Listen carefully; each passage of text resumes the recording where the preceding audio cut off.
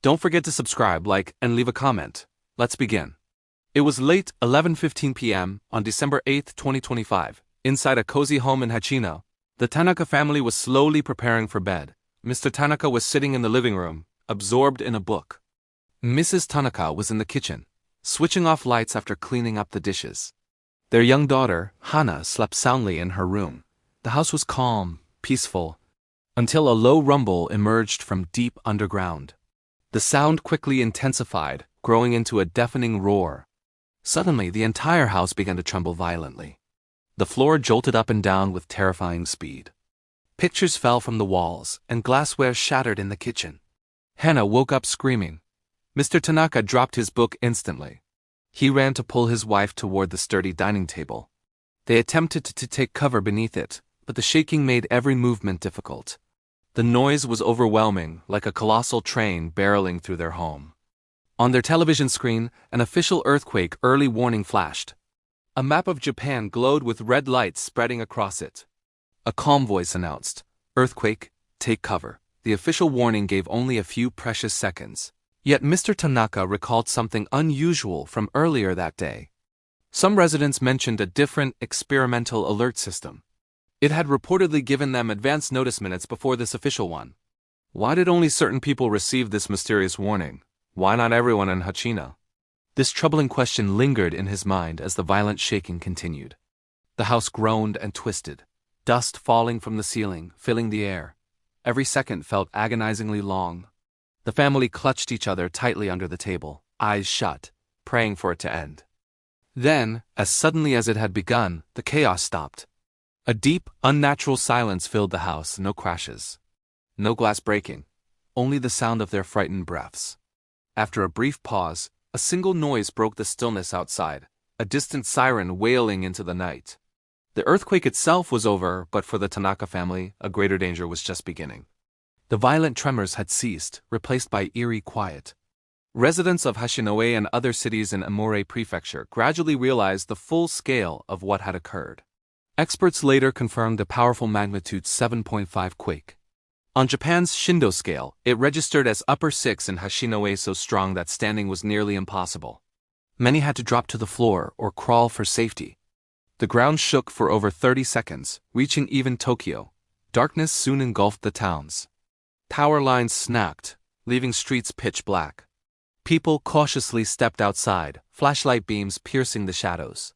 Broken glass, fallen objects, and wall cracks painted a chaotic scene. Anxiety spread. Would aftershocks follow? Just 19 minutes later, the earth shifted again. A 5.5 magnitude aftershock shook the area. While weaker than the initial quake, it still rattled buildings and renewed panic. Families clung to each other, fearful of what might come next. Every creak of a building or faint noise seemed ominous. Then, a new, terrifying sound arose. It grew louder and louder. Tsunami sirens shrieked along Japan's northeastern coast. Danger from the sea was imminent. Japan's top-tier warning system sprang into action. Alerts flashed across phones and TVs. Urgent radio messages conveyed maps and evacuation instructions.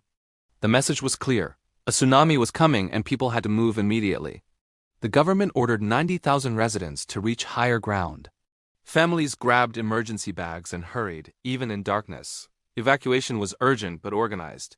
Japan's lessons from the 2011 tsunami were clear. Tall seawalls, evacuation towers, and precise procedures saved lives. Yet the ocean's power remained unpredictable. Sensors in the deep ocean detected a fast-approaching wave. Racing like an aircraft, its height remained uncertain. This unknown threat loomed large. The waves arrived, not as high as feared, but still forceful. In Kuji, water reached 70 centimeters. In Urakawa, 50 centimeters.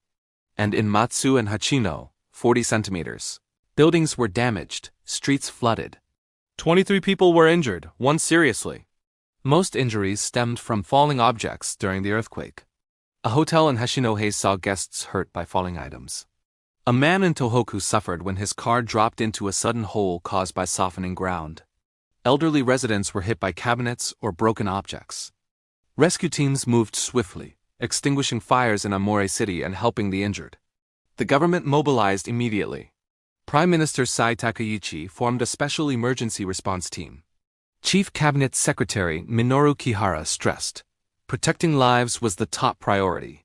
Meanwhile, attention turned to Japan's nuclear plants at Higashidori and Onagawa, under careful monitoring.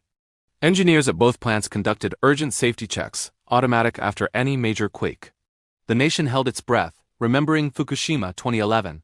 Hours later, good news arrived.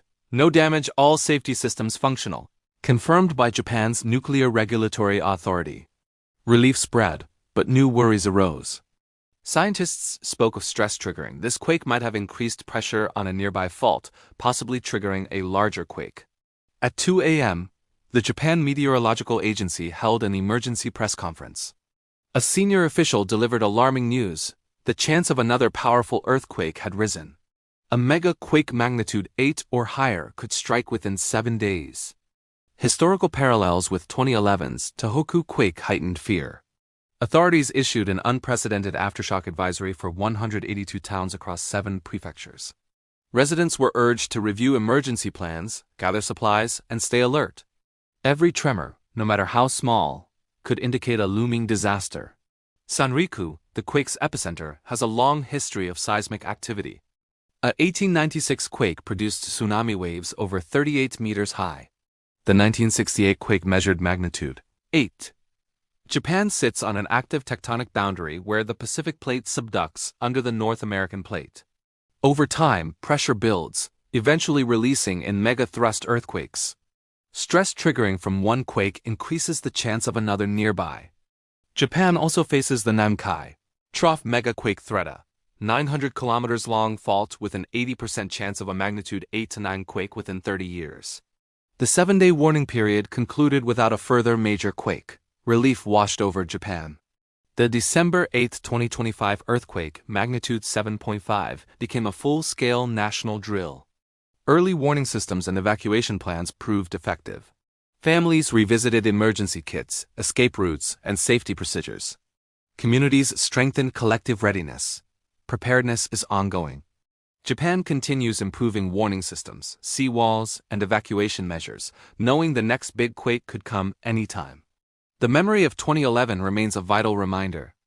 What do you think is the most important thing a country can do to prepare for natural disasters? Before you go, if you learned something today, please like, comment, and subscribe. Your support helps us make more engaging English lessons for you. Thank you.